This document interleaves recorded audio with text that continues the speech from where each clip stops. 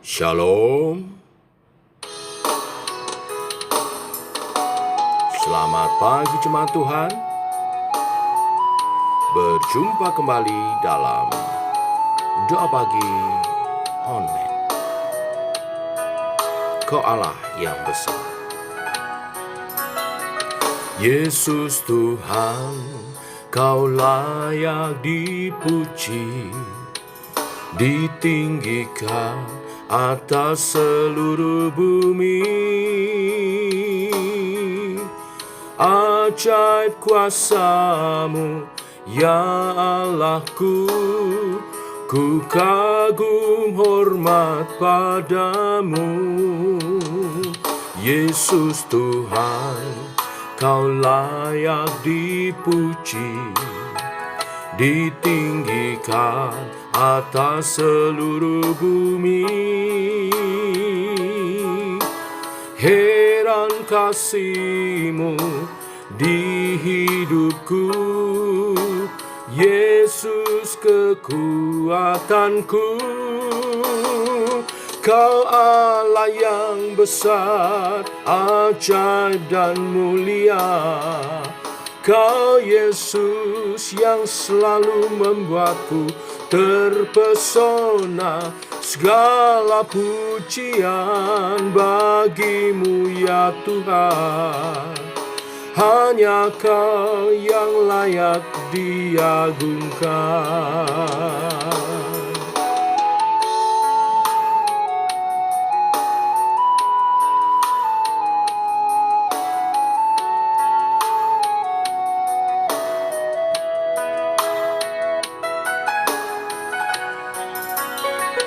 Yesus Tuhan, Kau layak dipuji, ditinggikan atas seluruh bumi. Ajaib kuasa-Mu, ya Allahku, ku kagum hormat padamu.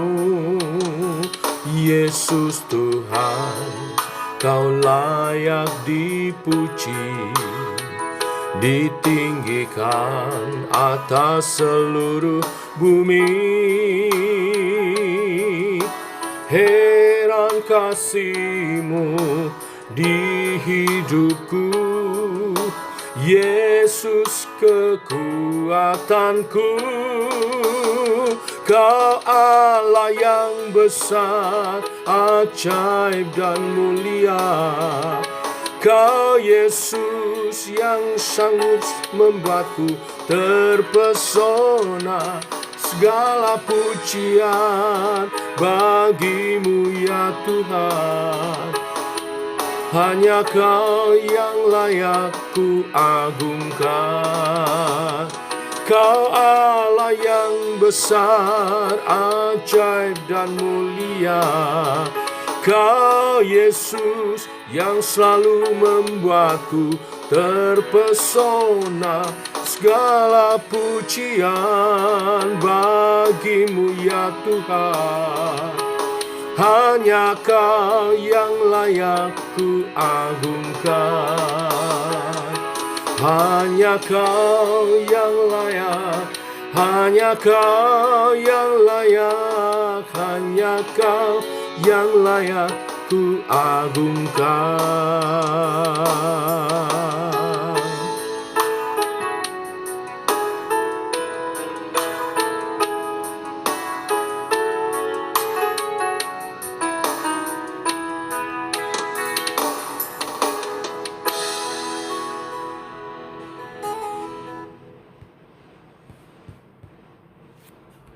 Tiba waktunya untuk kami merenungkan firman-Mu. Firman-Mu adalah suluh dan terang bagi jalan kami. Berfirman Tuhan, tuntun langkah kami dalam nama Tuhan Yesus Kristus. Amin. Bapak Ibu, kita melompat ke Yeremia pasal 50 ayat 1-10 saja. Demikian firman Tuhan. Firman yang disampaikan Tuhan dengan perantaraan Nabi Yeremia mengenai Babel, mengenai negeri orang-orang Kasdim, Beritahukanlah di antara bangsa-bangsa dan kabarkanlah. Naikkanlah panji-panji dan kabarkanlah. Janganlah sembunyikan. Katakanlah, Babel telah direbut. Dewa Bel menjadi malu. Merodak telah terkejut. Berhala-berhalanya menjadi malu. Dewa-dewanya yang keji telah terkejut. Maka suatu bangsa maju menyerang dari utara, membuat negerinya menjadi tempat tandus. Tidak ada lagi yang diam di dalamnya, baik manusia maupun binatang, semuanya lari lenyap. Pada waktu itu dan pada masa itu, demikianlah firman Tuhan. Orang Israel akan datang bersama-sama dengan orang Yehuda. Mereka akan berjalan sambil menangis dan mencari Tuhan Allah mereka. Mereka menanyakan jalan ke Sion. Kesanalah mereka terarah. Marilah kita menggabungkan diri kepada Tuhan. Bergabung dalam suatu perjanjian kekal yang tidak dapat dilupakan. Umatku tadinya seperti domba-domba yang hilang. Mereka dibiarkan sesat oleh gembala-gembalanya. Dibiarkan menggembara di gunung-gunung. Mereka berjalan dari gunung ke bukit sehingga lupa akan tempat pembaringannya. Siapapun yang menjumpai mereka memakan habis mereka, dan lawan-lawan mereka berkata, "Kami tidak bersalah." Karena mereka telah berdosa kepada Tuhan, tempat kebenaran, Tuhan pengharapan nenek moyang mereka. Larilah dari tengah-tengah Babel, dari negeri orang-orang Kasdim, keluarlah, jadilah seperti kambing-kambing jantan yang mengepalai kawanannya. Sebab sesungguhnya aku menggerakkan dan membangkitkan terhadap Babel sekelompok bangsa-bangsa yang besar dari utara. Mereka akan mengatur barisan untuk melawannya. Dari sanalah kota itu akan direbut. Panah-panah mereka adalah seperti pahlawan yang mujur, yang tidak pernah kembali dengan tangan hampa. Negeri orang-orang Kasdim akan menjadi rampasan, semua orang yang merampasnya akan puas hatinya. Demikianlah firman Tuhan. Sampai di sini pembacaan kita. Kita tahu di pasal-pasal sebelumnya, Tuhan memakai kerajaan Babel untuk menghukum umat Tuhan. Dan umat Tuhan dibawa ke pembuangan di Babel sebagai budak rodi. Kita tahu juga di pasal-pasal sebelumnya, Tuhan memakai kerajaan Babel menghukum Mesir, menghukum bangsa-bangsa di sekitar Yehuda, bangsa Moab, bangsa Amon, semua dihukum oleh Tuhan melalui Babel karena mereka melawan Allah dan juga umatnya. Tetapi di pasal ini, Allah menghukum Babel. Mengapa Allah menghukum Babel? Bukankah Allah juga menggunakan Babel untuk menghukum Israel? Bagian ini menyampaikan bahwa Allah memakai bangsa-bangsa yang besar untuk menyerang dan menghancurkan Babel, yaitu bangsa Syria. Peristiwa ini merupakan pembalasan Allah. Ia memperlihatkan janjinya untuk mengembalikan umat Israel dan melakukan pembalasan dahsyat atas Babel.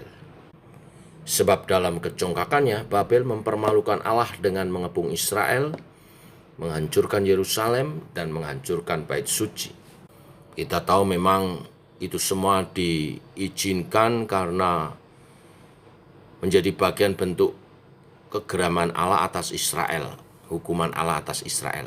Namun Allah juga akan menghukum Babel yang telah berdosa kepada Allah karena menentang Allah dan bertindak kelewatan, kurang ajar terhadap Allah.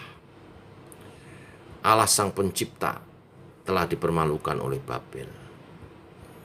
Pembalasan Allah adalah wujud ditegakkannya keadilan dan kekudusan Allah.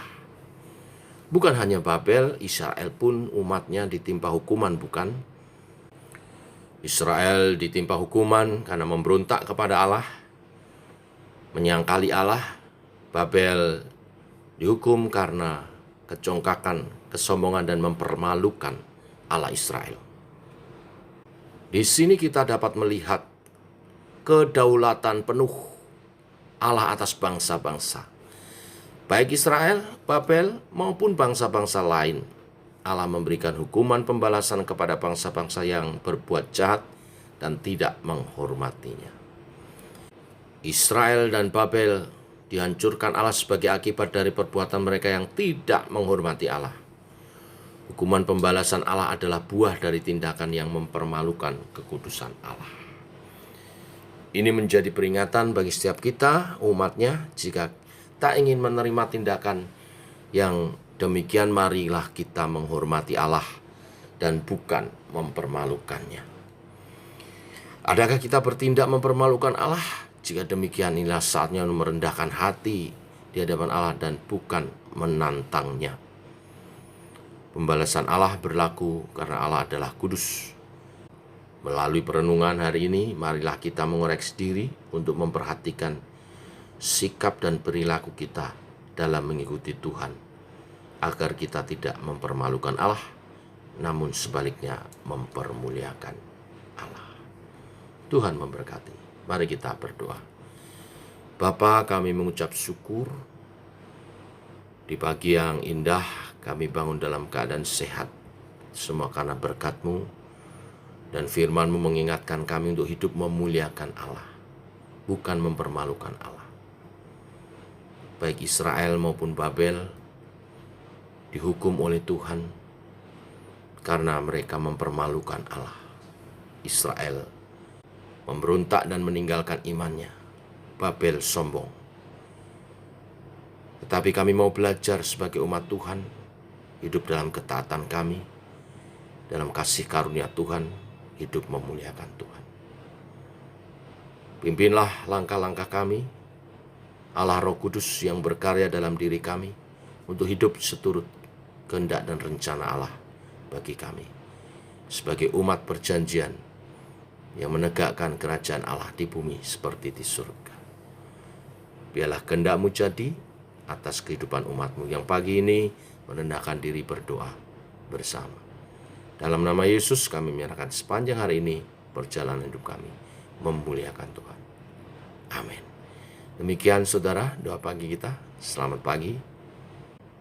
Jangan lupa nanti malam kita berhimpun dalam ibadah penghiburan malam bunga untuk almarhum Ibu Supiah dan keluarganya dihiburkan. Tuhan memberkati. Shalom.